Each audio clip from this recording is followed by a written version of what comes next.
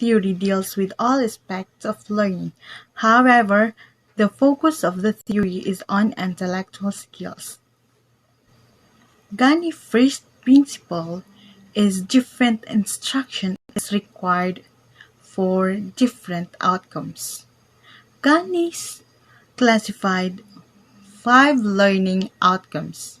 These are the verbal information, intellectual skills, cognitive strategies, motor skills, and attitudes. Verbal information.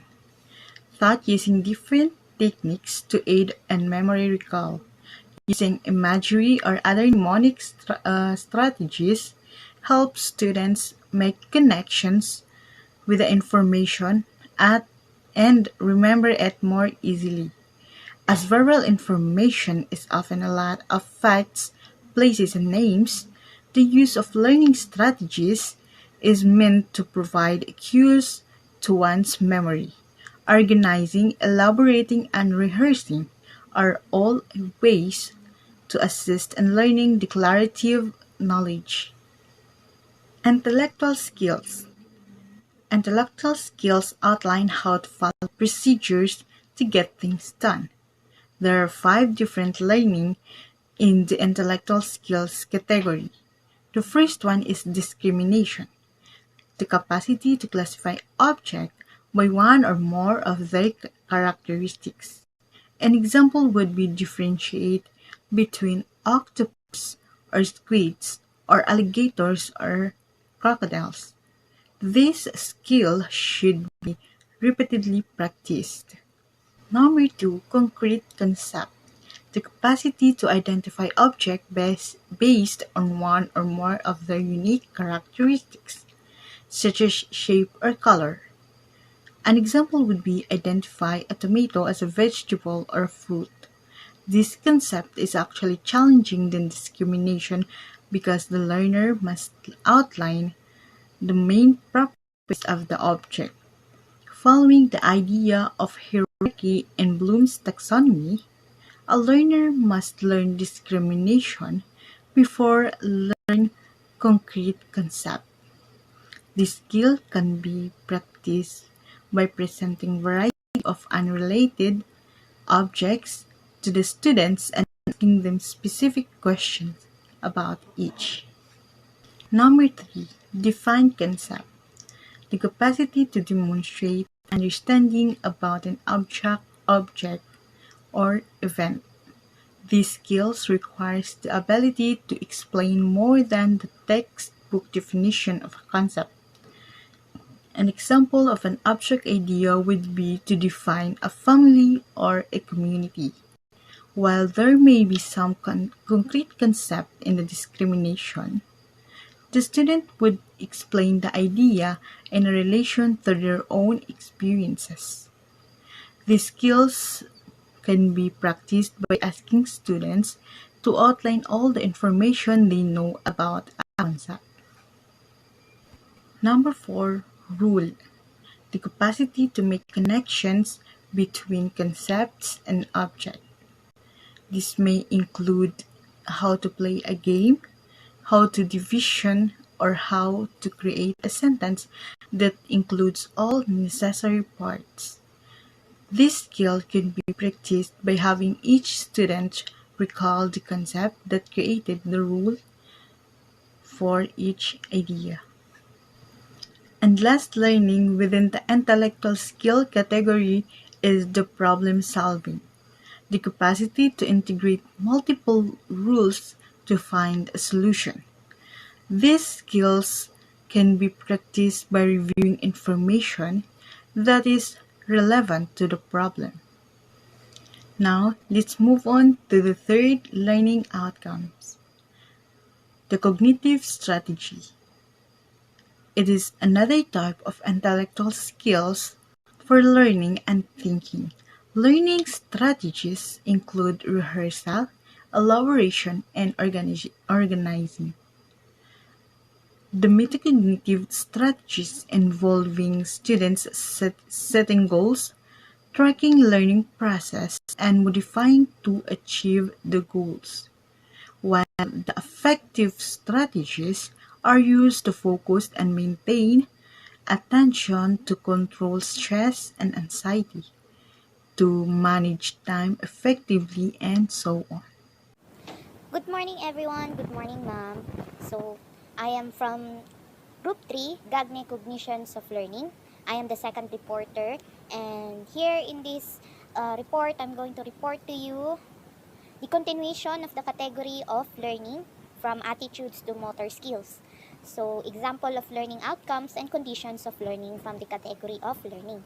So, here in this attitude, example of learning outcomes is mga example nga is choosing a personal actions based on eternal, internal states of understanding and feeling. So, example is yung deciding to avoid soft drinks at least of 8 glasses of water or 8 glasses of water every day.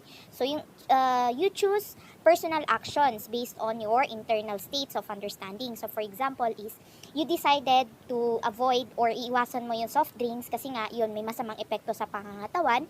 And then, you decide also na you will have to drink 8 glasses, at least 8 glasses of water every day kasi yun nga yung required at saka maganda sa health ng isang tao. So, that's the example of learning outcomes in the category of attitude. So, conditions of learning, you establish an expectancy. When we say about expectancy, is yan yung ine-expect mo na makukuha mo doon sa goal mo. So, let's say for example, is yung you decide to avoid soft drinks and then you tend to drink a lot of water. So, ano mo dyan, ini-expect mo dyan is magiging maganda yung pangangatawan mo at saka maiwasan mo yung say for example is yung pagkakaroon ng UTI or yung urinary yung pagkakaroon ng sakit na UTI. So, number 2 is assure student identification with an admired human model. So, you become, when you choose your attitude, is you become, lalo na pag maganda yung na-choose mo na, let's say, pag-uugali, is you become admired human model. So, number 3 is arrange for communication or demonstration of choice of personal action. So, demonstration of choice of personal action. That's very understandable naman. So, number 4, give feedback for successful performance. So, you give feedback for yung nga, successful performance or allow observation of feedback in the human model. So, number 2 na i-discuss ko is itong motor skills. When we say motor skill, mga example of learning outcomes niya is executing performance involving the use of muscles. So, merong involvement of muscles. Example is doing steps of single dance. So, what do you, when you execute the, let's say for example, is when you dance, example dito is yung single dance. So, you execute performance, the use of your steps, the use of your hands, the use of your body. So, yun na yung execution of with the involvement of muscles pag motor skills. So, conditions of learning niya, number 1 is present verbal or other guidance cue to the executive subroutine. So, you present verbal. So, when we talk about verbal, the use of words. So, other guidance pa to cue executive subroutine. So, number 2 is arrange repeated practice. So, di ba pag, let's say for example, is dito sa example na single dance. Pag dito sa single dance, hindi mo naman pwedeng pag tinuro sa'yo, agad mo na makukuha. So, you arrange repeated practice. You practice with your group mates or you practice with your own. Then, furnish immediate feedback as to the accuracy of performance. So, furnish your repeated practices. Then number 4 is encourage the use of mental practice. Di ba may mga situation or experiences tayo nangyayari. Let's say for example, kahit wala ka doon sa as in hindi ka nagpo-perform doon sa, let's say for example, sa dance floor kasi magano kayo doon sa sasayaw kayo. You practice mental practice. Parang kunyari nandun ka sa dance floor na yun. So you practice on your mind. Then next, learning hierarchies define what intellectual skills are to be learned and sequence of instruction. So, andito na, matatakol natin dito is learning hierarchies. Di ba when we talk about hierarchies, is series yan. Hindi pwedeng may mauna yung isa, pwedeng mauna yung isa. Naka-series talaga yan. So, GAGNE suggests that learning tasks for intellectual skills, when you say intellectual skills, may pagkaka-involvement dyan yung mind, can be organized in hierarchy according to complexity. So, number 1 is yung stimulus recognition. Stimulus recognition is pag na-recognize mo na yung parang incentive mo. Yung parang nagpupush sa'yo na gawin yung isang bagay. Then, response generation is parang magre-response ka na. Then, procedure following. You follow procedure instruction. Then, use of terminologies, discrimination, concept formation, you form the concept. Then, rule application, you apply the rules. And then, problem solving kung may mga problems man. So, the primary significance of hierarchy is the identify prerequisites that should be completed to facilitate learning at each level. So, prerequisites are identified by doing task analysis of learning or training task. So, let's say itong prerequisite is parang yung nakikita, yung parang i-apply natin siya is parang sa dance. Before you go to the last part, you have to, let's say for example, may part ng intro, ganon, di ba? So, step by step. So, parang sa, kunyari, sa prospectus natin, di ba parang always naririnig yung term na prerequisite. So, prerequisite is something like, hindi mo pwedeng itakal yung isang subject habang hindi mo pa natakal yung isa. Let's say, for example, hindi mo pwedeng enrollan yung isang subject kasi hindi ka pa tapos or hindi mo pa na-take up yung isang subject. So, that's what they call prerequisite. So, learning hierarchies provide a basis for sequencing of instruction. So, learning hierarchies provide basis of sequencing of instruction. Kasi, di ba, sa instruction is step by step talaga yan. So, number 3, events of learning operate on the learner in ways that constitute the conditions of learning. So these events should satisfy or provide the necessary conditions for learning and serve as the basis for learning, for designing instruction and selecting appropriate media. So very understandable. So the theory includes 9 instructional events and corresponding cognitive processes. So these 9 events, or also known as the cognitive processes or instructional events. So number 1 is gaining attention. So reception. You gain attention from your audience or what? Then informing learners of the objective. So pag di ba kailangan pag nagti-teach ka, kailangan maibigay mo yung objective sa bata para he or she, yung mga students, is alam nila what to expect from your ituturo, like that. And then stimulating recall of prior learning or retrieval. So for example is gagamit ka ng kunyari sasabihin mo from your grade 6 lesson, ganyan, di ba? Sasabihin is sa elementary yan, ganyan, di ba? So stimulating recall or of prior learning. So ipapa-recall mo yung student kung ano yung natutunan nila prior to your subject. So presenting the stimulus, selective perception. So stimulus, what will push them to learn that kind of lesson.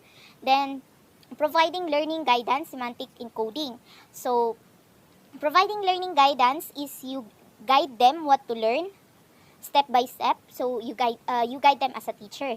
Eliciting performance or responding. Let's say you give them performances that will be responded by the student para malaman mo kung ano yung mga naintindihan nila. Then providing feedback or enforcement. Let's say for example, why teachers give activities or let's say for example, mga assignment or quizzes every after lesson para malaman nila kung ano yung mga hindi naintindihan. Then magbigay sila ng feedback or let's say for example is another info kung kunyari may kulang or what na may hindi pa sila naintindihan. Then assessing performance or retrieval na rin. So you assess again performance, then enhance retention and transfer or generalization. So enhancing retention, when we say retention is kung talaga bang natutunan nila at saka nasa ulo nila yung lesson. So transfer na rin kasi 'di ba pag yung bata is naintindihan talaga nila yung lesson is magre-retent yun sa utak nila hanggang let's say for example is makatapos sila, then kaya din nilang i-transfer or ma-generalize yung magkaroon ng generalization. Ganito yan, ganito yung lesson na yan. So good day ma'am, I am Ismail Asmah, the third reporter for this group. To further explain GAGNE's condition of learning, let's have an example to aid about the powerful lessons with PowerPoint. Its objective is that students to create presentations using Microsoft PowerPoint, and the target group is that this lesson is geared for educational students, pre-service teachers with basic computer skills. First, in the event of instruction is the gaining attention. Lesson example conditions of learning is that teacher tells learners how she has used PowerPoint in the classroom, shows an example of a PowerPoint, and asks learner questions about using PowerPoint, meaning the teachers demonstrate how to use PowerPoint, then ask students if they have a questions about it. The rationale to it is that giving background information creates validity. Of course, a true background information is a validation for it. Second is that the use of multimedia grabs the audience's attention. In today's 21st century, using multimedia will caught the attention of the learners due to its many different designs, transitions, and animations. Last is that asking questions in the beginning creates an interactive atmosphere kasi nga it open the minds or ideas of the learners. Second to the event of instruction is the informing the learner of the objective. The lesson example or conditions of learning is that teacher says, "Today, we are going to work on using a multimedia presentation software, Microsoft PowerPoint." It informs the student the objectives they will learn that day.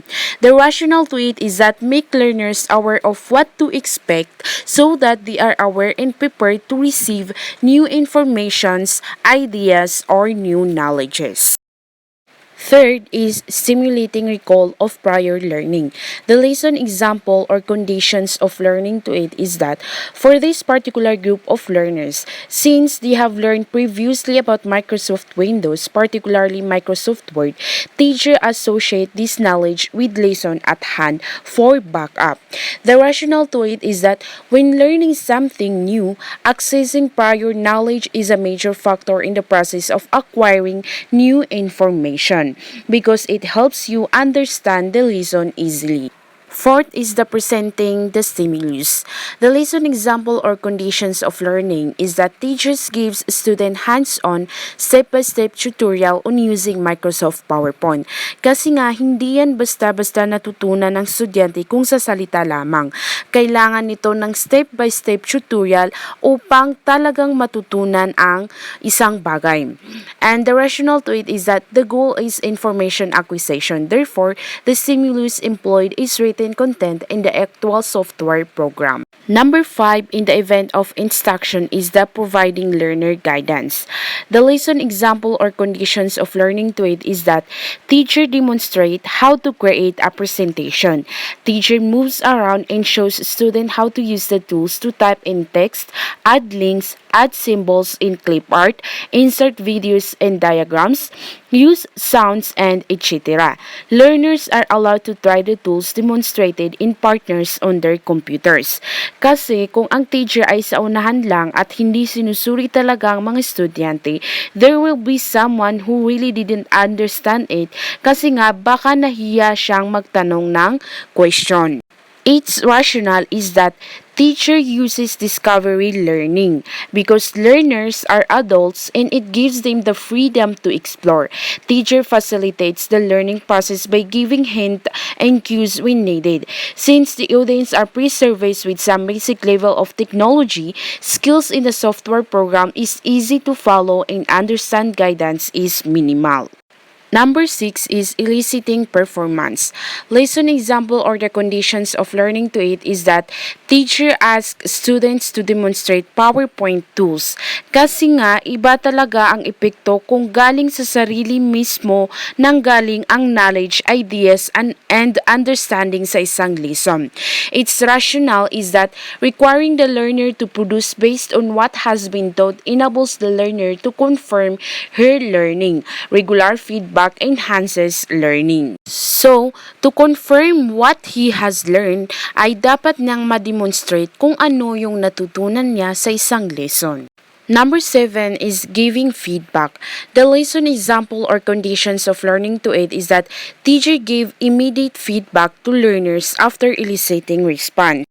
Pwedeng ang rationale niya is that feedback helps the student correct his mistakes faster.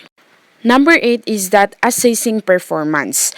The lesson example or conditions of learning to it is that assign a practice activity, create an electronic storybook using Microsoft PowerPoint where teacher checks the word. Kasi nga sabi nila, practice makes everything perfect. So student must have a practice activity in order to understand the lesson properly. The rationale to it is that independent practice forces student to use what they learn and apply it. Assessing such gives instructor a means of testing students' learning outcomes. So, dito masasabi kung talaga bang naintindihan ng estudyante ang isang lesson. The last one is the enhancing retention and transfer. The lesson example or conditions of learning to it is that teacher asks learner to create activities using PowerPoint presentation. Teacher also assigns learner to teach another learner how to make PowerPoint presentation. Kasi nga, they have the same level of how to understand the lesson. And there are also some cases that student easily learn what their student or what their classmates teach. Its rationale is that applying learning in real-life situation is a step toward mastery learning, as it also make you cannot forget knowledge you earn in that lesson. And that would be all for GAGNE's condition of learning presented by the Group 3. Thank you for listening.